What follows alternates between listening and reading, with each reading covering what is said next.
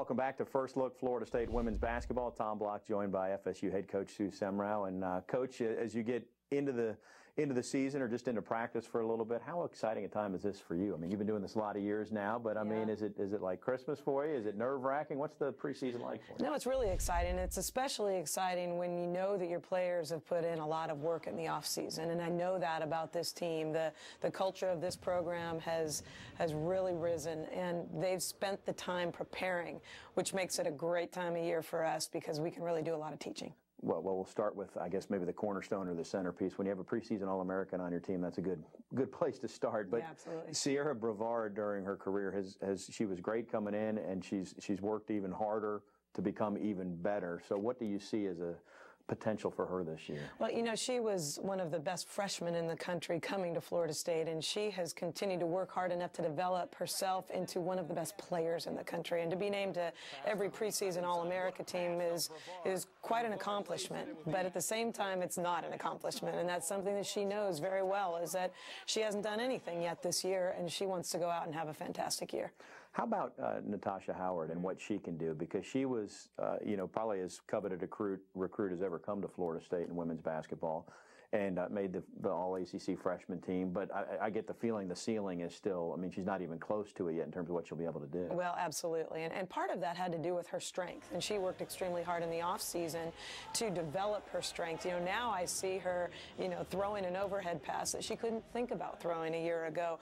And she can go in and she can battle more rebounding the basketball and with the stronger players. And that's really been fun to watch her grow in that regard. She's still a guard for us. You know, she does a great job on the perimeter. She can play inside, and that's what we love, is her versatility. What kind of explain this team's dynamic this year? I mean, what kind of team is this team going to be?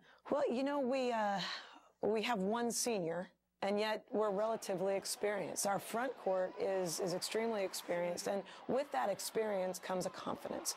But it also comes a hunger, because they really understand what happened to us at the end of last year, that they felt like we weren't the team that we needed to be on the defensive end of the floor. And so there's a real strong work ethic among these players. They hold one another accountable, and they're very businesslike. And I love coaching that kind of team.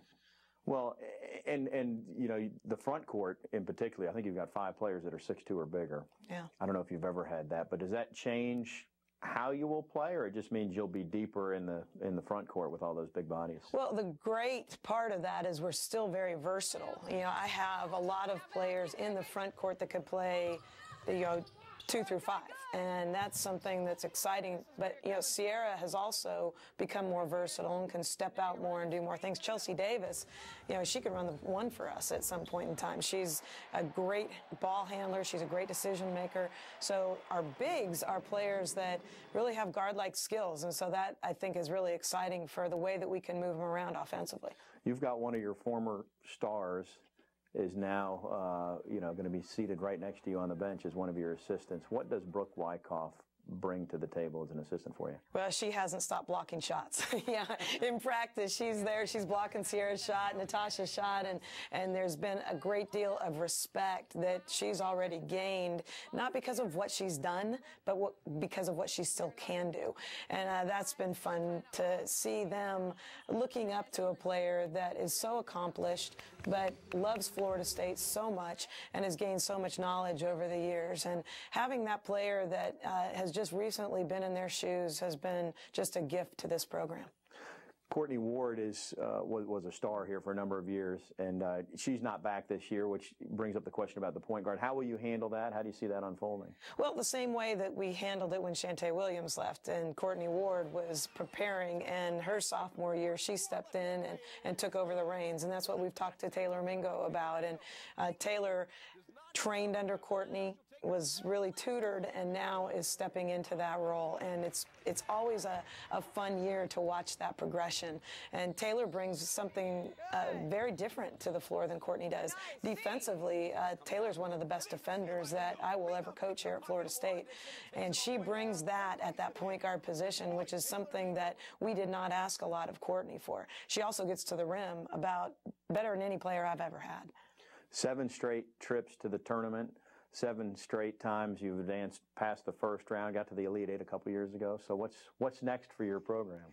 Well, again, I think that for us needs to be a standard, and then putting ourselves in a position every year to be a title contender. And that's something that this program is built on, that we're growing towards, that every year we put ourselves in that situation. This year, hosting the first and second rounds, again, is so exciting for the city of Tallahassee, for Florida State, and for women's basketball. Well, Coach, it's always a fun ride. Best of luck to you. Look forward to seeing your team play this year. Thanks, Tom. All right. It should be another great season for the Seminoles in 2011-2012. And let's take a deeper look now, a preview, as we hear from some of the players about their thoughts on the upcoming campaign.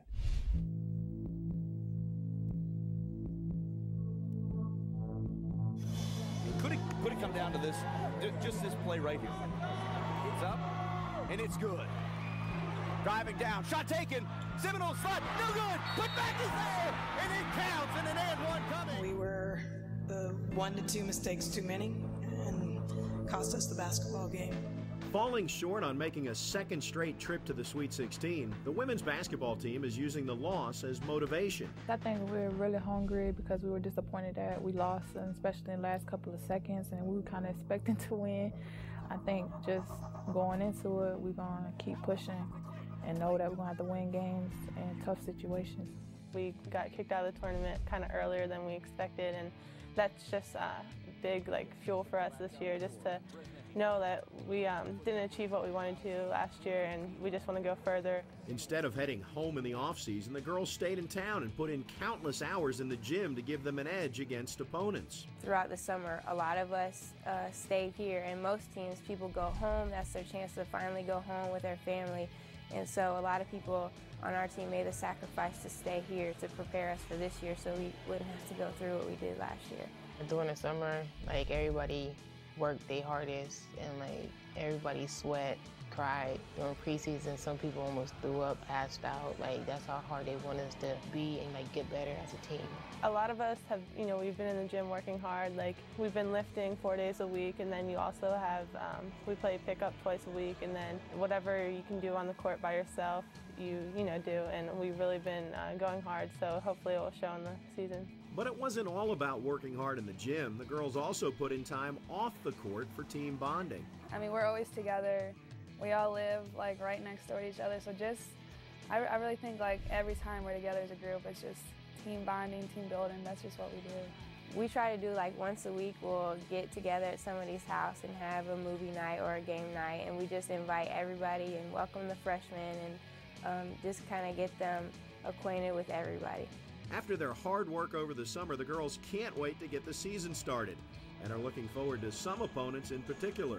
We probably go to Ohio, where me and Sierra and Taylor Mingo live at. Everybody is waiting to us to play Ohio State, and our family is waiting for us to play too, and they can't wait to see us play. I'm considered an adopted Ohioan on the team since I'm from Pennsylvania and I'm so close to Ohio. So just the 2 Ohio games that we have, because my family will be there, be able to drive over.